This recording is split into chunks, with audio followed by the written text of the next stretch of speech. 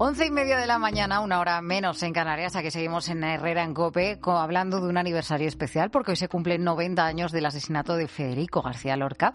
La verdad que su poesía pervive entre especialistas en redes sociales, sus versos, ¿verdad?, ilustran camisetas, memes, la lorcamanía, leí ayer en la prensa. Pero se sigue debatiendo como nunca dónde están sus restos, dónde está su tumba. Pero más allá de esos tópicos también existe un Lorca secreto, un poeta fascinado por lo misterioso y lo esotérico, que incluso ha sido vinculado con la masonería. ¿Y quién mejor para hablarnos de estos misterios que don Javier Sierra? Hola Javier, ¿qué tal? Buenos días. Muy buenos días. Oye, ¿qué sabemos realmente del autor de Poeta en Nueva York que todavía no hayamos descubierto?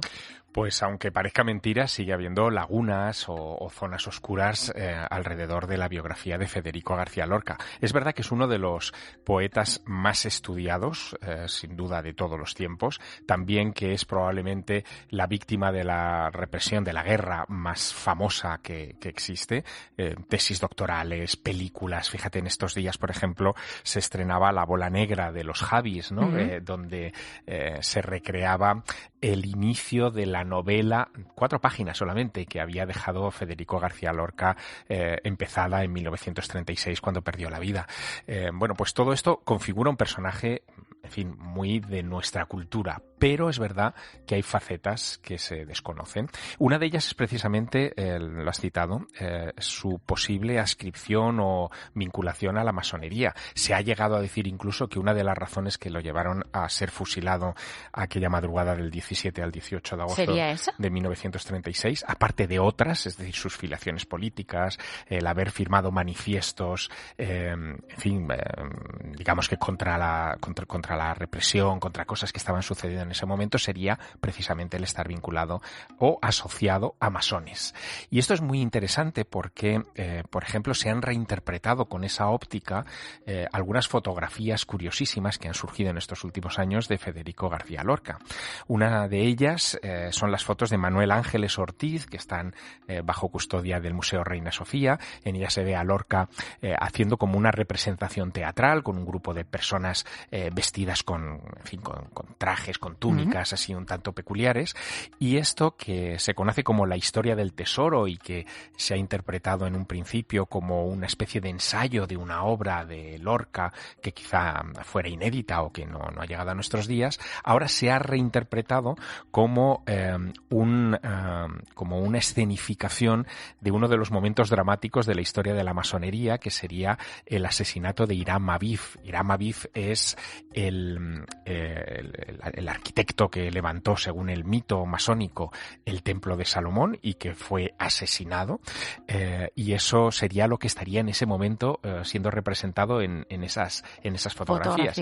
Por lo tanto, él tendría la intención de hacer una obra o algo vinculado con esta corriente.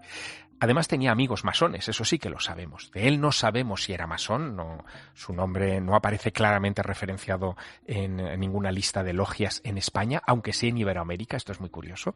Pero sí que sabemos que tenía amigos masones, por ejemplo, su profesor de música en Granada, Antonio Segura, o el guitarrista y compositor, también muy amigo, Ángel Barrios, eran masones, o Luis Buñuel en la residencia de estudiantes, que coincidieron durante un periodo de tiempo importante, también tenía él y su familia vínculos con la masonería.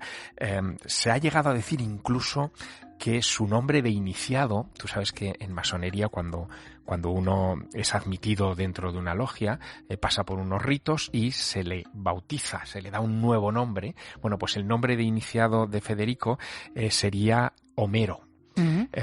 Bueno, esto es curioso porque entroncaría también con algo que algunos de sus biógrafos más importantes, como Ian Gibson, han sugerido en estos años, y es que efectivamente, fuera o no masón, fuera todo esto demostrable ¿cierto? O no, sí que era alguien muy lector de libros esotéricos, todo lo que tuviera que ver con lo ritualístico. A Federico le fascinaba, ¿no? La tauromaquia, por ejemplo, ¿no? Que sería una de esas cosas muy vinculadas al rito, el flamenco, ¿por qué no la masonería? Es decir, que estaría un poco dentro de ese orden de cosas que podrían despertar su interés. ¿Qué otras cuestiones hacían de Federico? Porque has dicho, sí, el gusto por lo esotérico dominaba en él. ¿Qué cosas extrañas se siguen en este aspecto? Pues mira, se encontró hace unos años también un apunte, unas notas de Federico que se dataron entre el año 28-29, 1928 y 1929, donde Federico estaba preparando una conferencia sobre hadas. ¿Ah? Sí, a él le fascinaba el mundo de las hadas y es algo que no nos ha llegado, digamos, en el mainstream, en el análisis más popular de Federico García Lorca, pero él llegó a decir en 1917 que había sido testigo de una hada, o sea, que había visto un hada. Mira, tengo aquí incluso sus apuntes. Llegó a escribir un artículo donde decía: fue durante una centésima de segundo, pero la vi. Es decir, la vi como se ven las cosas puras, situadas al margen de la circulación de la sangre, con el rabillo del ojo, como el gran poeta Juan Ramón Jiménez vio a las sirenas a la vuelta de América. Bueno, él preparó una conferencia sobre las hadas en un momento donde en Europa estaba en efervescencia todo ese asunto, porque Sir Arthur Conan Doyle, nada menos, el padre de Sherlock Holmes, estaba investigando un caso de unas niñas que habían visto unas hadas y las habían fotografiado, las hadas de Cottingley, que fueron portada en todos los periódicos británicos de la época. Esa información llegó a España, llegó a Federico García Lorca, le contagió de ese entusiasmo y preparó material. Una conferencia para esto. Eso es. Hombre, es que ¿qué le gusta? El flamenco o la tauromaquia en la época en la que vivió es normal, ¿no? Y también esa influencia de esa escuela del 27, pero claro, de ahí a las hadas es un salto. Claro, lo que han hecho los expertos, los biógrafos en Federico es intentar encontrar fuentes lo más cercanas posibles al poeta que pudieran referir claramente su adscripción, su vínculo, su interés por todas estas materias que se escapaban de lo racional, ¿no? Y la verdad es que han surgido testimonios muy interesantes. Por ejemplo, su hermano Francisco, él tuvo 4 hermanos, Francisco García Lorca, que además también fue escritor y estuvo adscrito a la generación del 27. Él reconoció en varias ocasiones que a su hermano, a Federico, le interesaba mucho las filosofías orientales, que leía libros muy extravagantes de gurús hindúes que hablaban de cosas extrañas y en concreto apuntó, y este es un dato interesante, a la teosofía. La teosofía es un movimiento filosófico que buscaba la unión de todas las religiones a finales del siglo XIX, principios del siglo XX, y que fascinó a las élites intelectuales. En ese movimiento impulsado por Madame Blavatsky, una especie de gran gurú, de gran medium, que escribió unos libros como Isis en velo, que fueron muy conocidos en la época, se hablaba o se ponía a una categoría similar a todos los profetas, a Buda, a Mahoma, también Jesús estaría dentro de esa historia, y buscaban una especie como de síntesis de religión que valiera para todos, ¿no? Federico estaba en esa onda, ¿no? Y le gustaba esa visión panteísta de la divinidad, donde todo cupiera. Incluso también se habla de la enorme influencia que pudo tener en él un amigo suyo, un médico de Lanjarón, de Granada, llamado José Murciano. José era masón, eso no cabe ninguna duda, pertenecía a la logia Alhambra número 15, y en cartas que se han encontrado de José con amigos comunes como Emilia Llanos, se decía que efectivamente Federico estaba, y cito textualmente, loco por la religión de los indios. Sí, se hablaba de esto. Por el hinduismo, exacto. Todo eso le resultaba como muy exótico, ¿no? Y incluso también se mencionaba que José y él hicieron planes para escribir un artículo sobre el mundo de los sueños, sobre todo lo onírico, toda esta parte tan... De que tiene un sentido, ¿no? Soñar en algo. Eso es, como si los sueños pudieran reflejar nuestro futuro, futuro inmediato nos sirvieran para interpretar nuestros grandes conflictos. Exacto.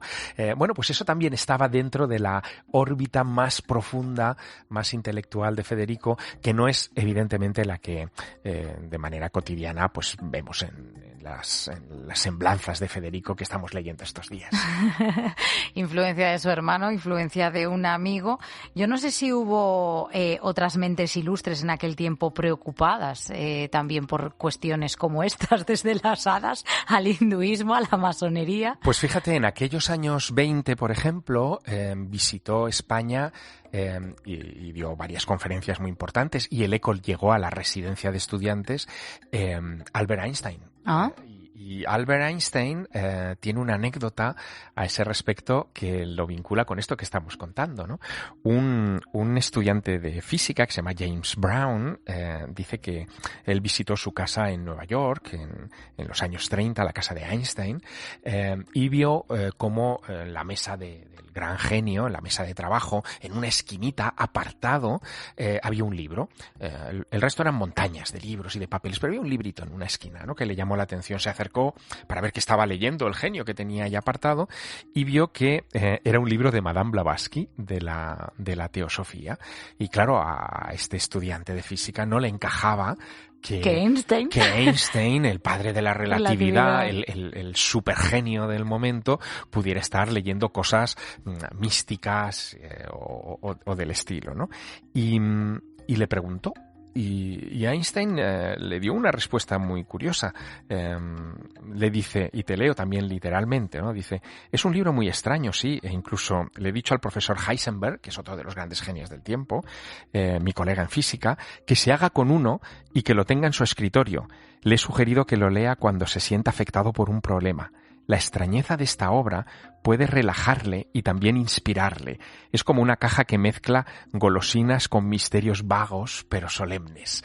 Oh. Es decir, que para Einstein el acercarse a lo místico, a lo sobrenatural, a lo mágico, desconocido, a lo desconocido, le servía como de golosina intelectual, de azúcar, de estímulo, de wow, aquí puede haber algo que a lo mejor tiene una interpretación desde el punto de vista más racional, ¿no? Pero estaba, y esto es lo que quería decirte, Sofía, estaba en el ambiente, estaba en la época.